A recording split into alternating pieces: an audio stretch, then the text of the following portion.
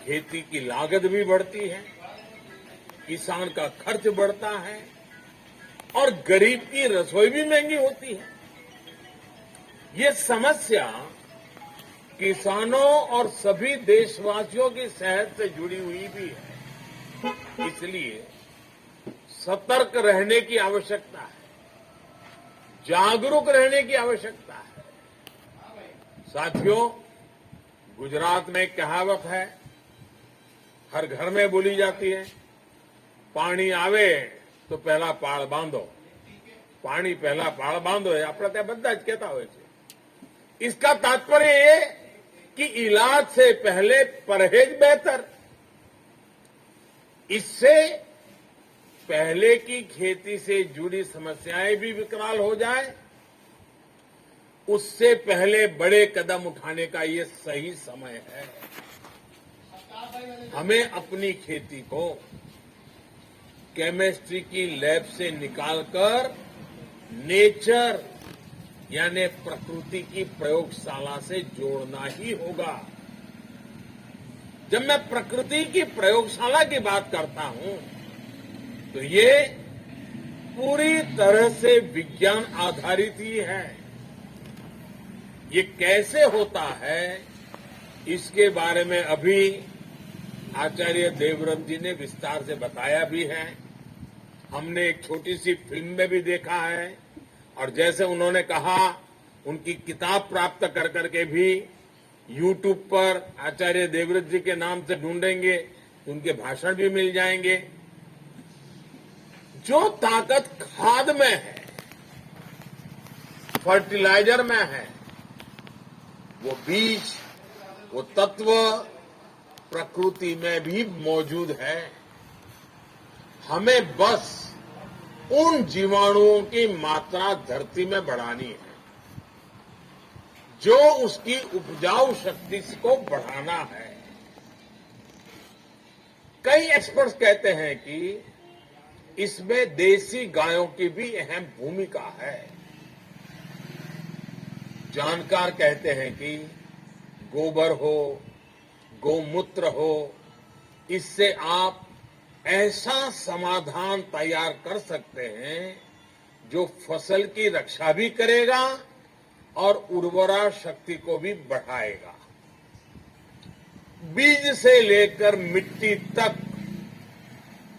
सबका इलाज आप प्राकृतिक तरीके से कर सकते हैं।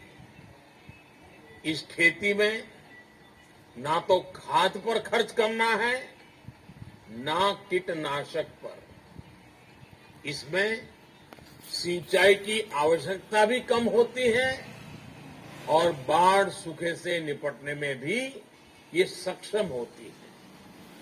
चाहे कम सिंचाई वाली जमीन हो या फिर अधिक पानी वाली भूमि, प्राकृतिक खेती से किसान साल में कई फसलें ले सकता है।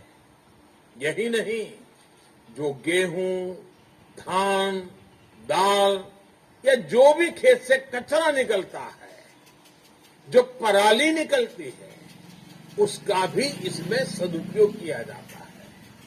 यानी कम लागत, ज्यादा मुनाफा। यही तो प्राकृतिक खेती है। साथियों, आज दुनिया जितना आधुनिक हो रही है, उतना ही बैक टू बेसिक की ओर बढ़ रही है। इस बैक टू बेसिक का मतलब क्या है?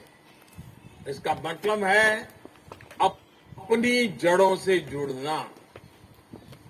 इस बात को आप सब किसान साथियों से बेहतर कौन समझता है?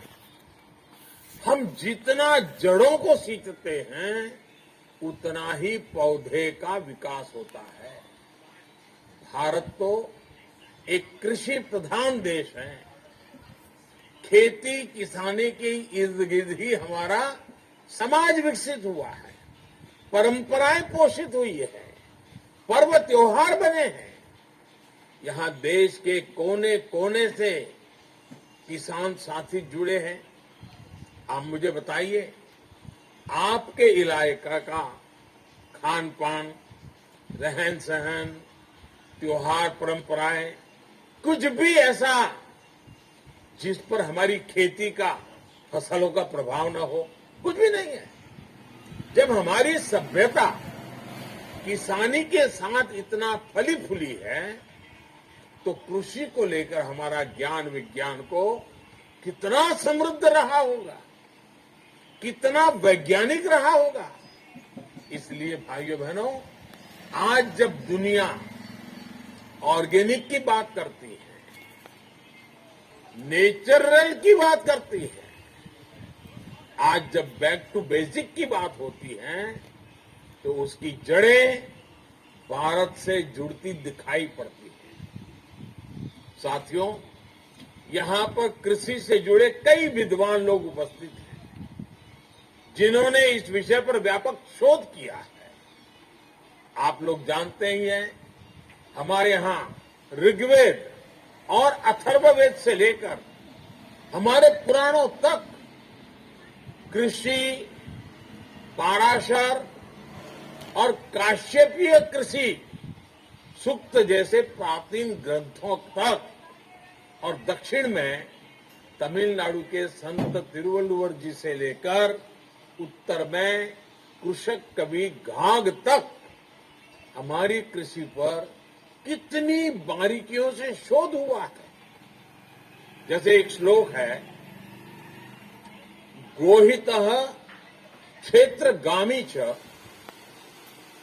कालजो बीज तत्परः, कालज्ञो बीज तत्परः, वितन्द्रः सर्वशास्त्राढ्य कृषको न अवसीदति।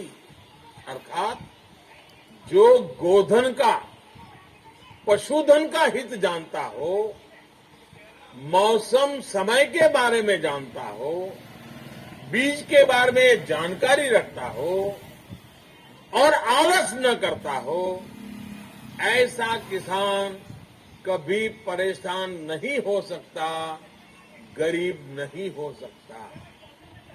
ये एक श्लोक नेचुरल फार्मिंग का सूत्र भी है और नेचुरल फार्मिंग की ताकत भी बताता है। इसमें जितनी भी संसाधनों का जिक्र है, सारे प्राकृतिक रूप से उपलब्ध हैं। इसी तरह कैसे मिट्टी को उर्वरा बनाएं, कब कौन सी फसल में पानी लगाएं, कैसे पानी बचाएं, इसके कितने ही सूत्र दिए गए हैं। एक और बड़ा प्रचलित श्लोक है, नैऋत्यार्थ ही धान्याना जलम भाद्रे विमोचयते, मूलम मात्र तो संस्थाप्य कार्य जट मोक्षण। यानी फसल को बीमारी से बचाकर पुष्ट करने के लिए भादों के महीने में पानी को निकाल देना चाहिए। केवल जड़ों के लिए ही पानी खेत में रहना चाहिए। इसी तरह कवि घाघ ने भी लिखा है, गेहूं बाहें, चना दलाएं, धान गाहें, मक्का निराएं, उख कसाएं। यानी खूब वाह करने से गेहूं, खोंटने से चना, बार बार पानी मिलने से धान, निराने से मक्का और पानी में छोड़कर बाद में गंगा बोने से उसकी फसल अच्छी होती है। आप कल्पना कर सकते हैं, करीब करीब 2000 वर्ष पूर्व तमिलनाडु में संत तिरुवल्लुवर जी ने भी खेती से जुड़े कितने ही सूत्र दिए थे। उन्होंने कहा था, तोड़ी पुडुड़ी कच्छचा उनकिन पीड़ी थेरुवोम बेंडादू सालप पड़ू। अर्थात, if the land is dried so as to reduce 1 ounce of earth to quarter, it will grow plentifully even without a handful of manure. साथियों, कृषि से जुड़े हमारे इस प्राचीन ज्ञान को हमें न सिर्फ फिर से सीखने की जरूरत है, बल्कि उसे आधुनिक समय के हिसाब में तराशने की भी जरूरत है। इस दिशा में हमें नए सिरे से शोध करने होंगे, प्राचीन ज्ञान को आधुनिक वैज्ञानिक फ्रेम में डालना होगा। इस दिशा में हमारे आईसीएआर जैसी संस्थानों की, कृषि विज्ञान केंद्रों, कृषि विश्वविद्यालयों की भूमिका बहुत बड़ी हो सकती है।